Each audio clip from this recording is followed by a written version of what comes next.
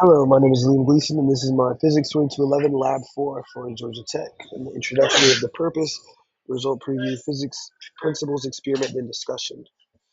The purpose of this lab is to observe the oscillation motion of an object attached to a spring using Newton's second law and energy principles. We can see that the energies oscillate around zero in the picture on the top right there.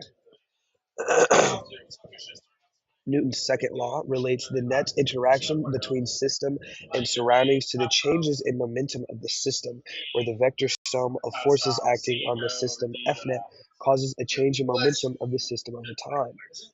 And as you can see, we have the momentum update formula, and the velocity update formula can be derived from this just by dividing out the ends. The spring force and potential energy is also involved. Remember, the spring force is F of S equals negative K times S times L hat, and we can use delta U equals negative W in doing the integral to get the spring potential energy. And we have F grav at the bottom and U grav as well in G delta Y. And obviously, spring potential energy is US equals 1/2 KS squared. And the change is also shown. And also note that change in energy equals change in K plus change in U. So change in kinetic plus change in potential. Now for the experiment. We used a provided video and initial conditions and tracked the movement in tracker. And we used this glow strip code as well, but we had to edit it to get our desired result. For gravity, we used 9.8. For K, we use 6.83. Relaxed length of the spring, 0.123. For L, it's just the position minus the ball position minus spring position. L hat is just L divided by the magnitude of L.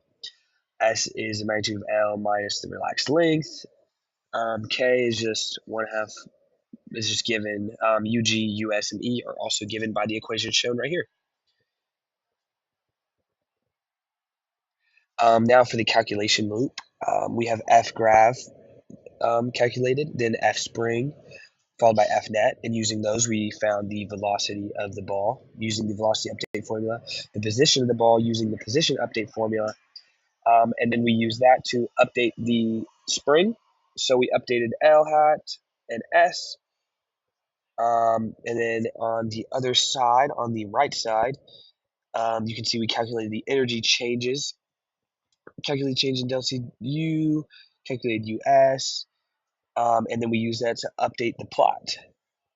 And at the very bottom, we updated the time as well to keep the calculation loop consistent.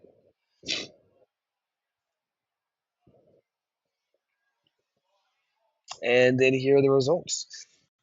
As you can see, the model was very, very close to the experiment, but it was off slightly. And this could be attributed to possible sources of error such as human error in tracker or errors propagated through the model. And you can see changes in energy versus time displayed on the right. Now, is the energy principle satisfied? Yes. As delta E is always zero, regardless of different types of energy within the system, it must be zero as no external forces are acting on the system. And the oscillation period, in the X direction, there was 3 periods of 4.653 seconds, average oscillation period of 1.551. In the Y direction, it was 3 periods, 4.463 seconds, average oscillation period of 1.488. Using the equation for pi squared times m divided by t squared. So we get for X direction 6.59 newtons per meter, and in the Y direction 7.164 newtons per meter.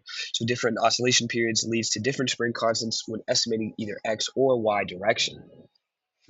And that is what was concluded through analyzing the tracker and the computational model combined.